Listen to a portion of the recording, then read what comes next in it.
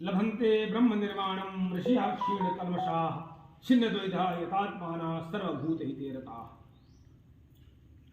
ब्रह्म को, भगवान को कौन प्राप्त होते हैं? भगवत प्राप्त किनको होता है, किनको होती है? बताते हैं, क्षीण कल्मषाः, जिन्होंने अपने सारे पापों को, कलमश को नष्ट कर दिया है। कोयला, कोयला जानते हो आप गाँव में? हाँ, वही है कलमश, जो कालिमा है, उसी को जिसने सब पूरी तरह क्षीण कर दिया है, बिल्कुल क्षीण कर दिया है। भगवान की भक्ति करते करते करते धीरे समाप्त हो जाते हैं। किसी पूछिए, जो तुम्हारी 1 महीने की स्थिति थी, अब कैसी स्थिति बताएगा अच्छी तरह से करने वाला। फिर कहता है 2 महीने पहले स्थिति क्या थी, अब बताओ तुम, करने वाले ढंग से। फिर कहते हैं छिन्न द्वैधा, जिन्होंने सारे राग द्वेष से मुक्ति पा ली है, सारे संदेहों को काट डाला है जिसने। और फिर उसका वो व्यक्ति कैसे बनने लगता है? सर्वभूत हिते रताः, सभी प्राणियों का हित ही सोचता है, सभी प्राणियों के हित में तत्पर रहता है व्यक्ति। ठीक है ना? हम लोगों ने यहाँ का स्लोगन बनाया है, सर्व प्रजानाभिर कामेदम, यहाँ का स्लोगन बनाया था। और ऐसा व्यक्ति यतात्मनः, ऐसा व्यक्ति परमात्मा में निश्चल भाव से स्थिर हो जाता है। यही ऐसा व्यक्ति ऋषि कहलाता है। और ब्रह्म निर्वाणम लभन्ते, परमात्मा की प्राप्ति कर लेता है। ऐसा व्यक्ति परमात्मा की, पहले सारे विकारों को नष्ट करिए। भगवान कहते हैं काम क्रोध युक्तानाम यतीनाम यच्चेतसाम अभितो ब्रह्म निर्वाणम वर्तते वेतात्मनाम। कहते हैं ऐसे व्यक्ति को सब जगह ब्रह्म दिखाई पड़ता है। कैसे? भगवान दिखाई पड़ते हैं। कैसे? पहले तो काम क्रोध युक्तानाम, काम और क्रोध से मुक्ति पा लेते हैं। सांसारिक इच्छाएं और सांसारिक सुख पाने के लिए, सांसारिक इच्छाओं को पाने के लिए क्रोध करना। ठीक है? क्रोध तो करेंगे, बच्चे विद्यार्थी को अध्यापक डांटेगा तो थोड़ा सा क्रोध है, वो नहीं लगता, उसे पाप नहीं लगता, वो हित के लिए कर रहा है। जहां पर हमने क्या किया, सांसारिक चाह के लिए हमने अपने सांसारिक चाह की, वो पूरी नहीं हुई, या किसी ने टोक दिया, कोई अक्रोध आ गया, वो हमको पाप में डालता है, वो हमको मार डालता है। अब कोई अच्छे काम के लिए क्रोध आएगा, हम राक्षस को मार रहे हैं भगवान, तब भी भगवान ने तो इतने बड़े युद्ध में आप देखिएगा कभी रामचरितमानस पढ़ करके, भगवान को 3 बार केवल क्रोध आया है, नहीं सहज भाव युद्ध किए हम लोगों ने, बस 2-3 बार इतने बड़े युद्ध राम रावण के, बार युद्ध में क्रोध नहीं आया उनको। जब आप क्रोध से काम करेंगे तो आपकी ताकत क्षीण हो जाएगी। जब मैं आपको बताऊं, बड़े निर्बल व्यक्ति, क्रोध में इतनी ताकत होती है कि आप निर्बल व्यक्ति को क्रोध आ जाए, देखिए कुछ छलांग लगा लेंगे। क्रोध में बहुत ताकत होती है, काम में बहुत ताकत होती है, और उससे 1000 गुना ताकत जो है सतोगुण में होती है। कभी आप देख लीजिएगा, उसकी ताकत आधी होती है, उसकी ताकत थोड़ी है, उस क्रोध की ताकत। क्रोध ने आवेश किया, जैसे कहते भूत मुझ में समा गया, ऐसे क्रोध भूत समा गया, क्रोध आया, छलांग लगा लिया, देखो होता कि नहीं होता है। उसकी क्रोध की ताकत होती है, काम की ताकत होती है, इच्छाओं की ताकत होती है। उसके काबू नहीं है वहां पर जाने की, मतलब कि वहां, लेकिन चाय पीने के देखिए पहुंच जाएगा, कैसे पहुंच जाएगा।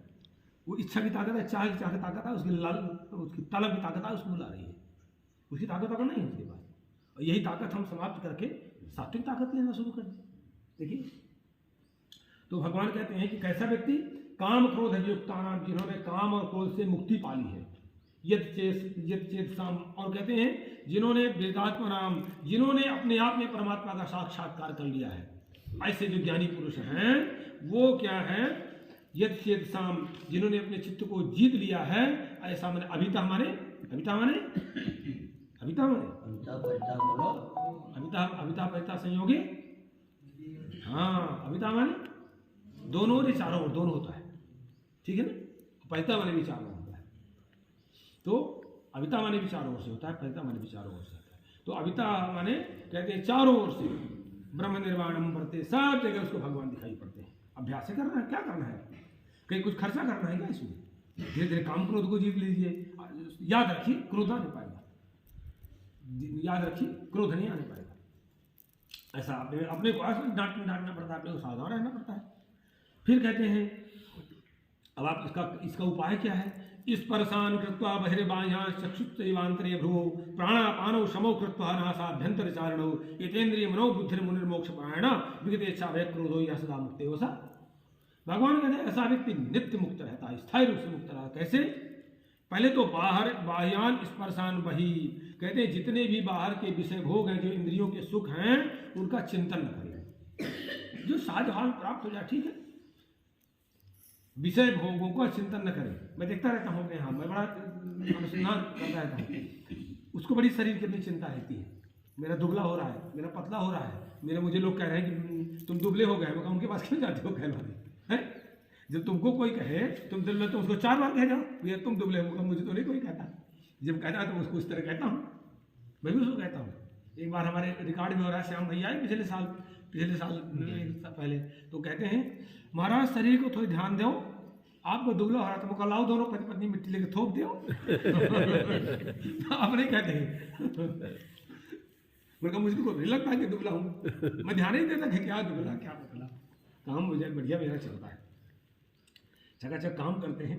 तो कहते हैं भगवान की बाहरी विषय भोगों का चिंतन न करते हुए, और वही ये सब इन विषयों को बाहर निकाल करके, और कहते हैं चक्षु भ्रुव अंतरे। देखिए हमेशा दृष्टि आपको बचना है अगर सब चीज़ों से, या तो आप नीचे दृष्टि करिए या तो सीधे यहाँ पर दृष्टि रखिए, ऐसे आंखें, जैसे आपने आंखें ऐसे ही चलाई मरे, फिर दुनिया के चेहरों में जाएगी, दुनिया के चेहरे। अगर आपने ऐसे किया है, अगर ध्यान है तो आपके ध्यान यहाँ पर है, गड़बड़ नहीं हो सकता, आपका भजन शुरू। भगवान कहते हैं भ्रुवंतरे, भ्रुकुटी के मध्य में और दृष्टि रखना चाहिए, और नासाभ्यंतर चारणौ, और नासिका में विचरण करने वाली वायु उसको नियंत्रित करना चाहिए, और प्राणापानो समोकृत, प्राणवायु और जो नीचे से वायु पास होती है उससे भजन नहीं हो पाता, उससे भजन नहीं हो पाता जिसका नीचे वाली वायु गड़बड़ होगी, बैठी नहीं बस पर स्थायी, क्योंकि अभी निकल तो नहीं रही है, लेकिन वही गुड़ गुड़ गुड़ गुड़ कर रही है, घूम रही है।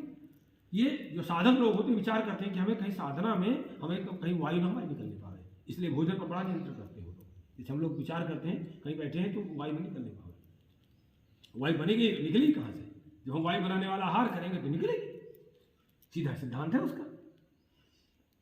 जब भोजन को सड़ाएंगे कम मात्रा में लेंगे बिल्कुल नहीं निकलेगी, बनेगी नहीं। तो कहते हैं प्राणापानो, प्राण और अपान दोनों वायुओं को साध करके सम करके, और फिर कहते हैं ये इंद्रिय जिसकी मन और बुद्धि, जो मन और बुद्धि को जीत लिया जाता है, ऐसा व्यक्ति मुनि की श्रेणी में जाता है, मोक्ष परायण हो जाता है व्यक्ति।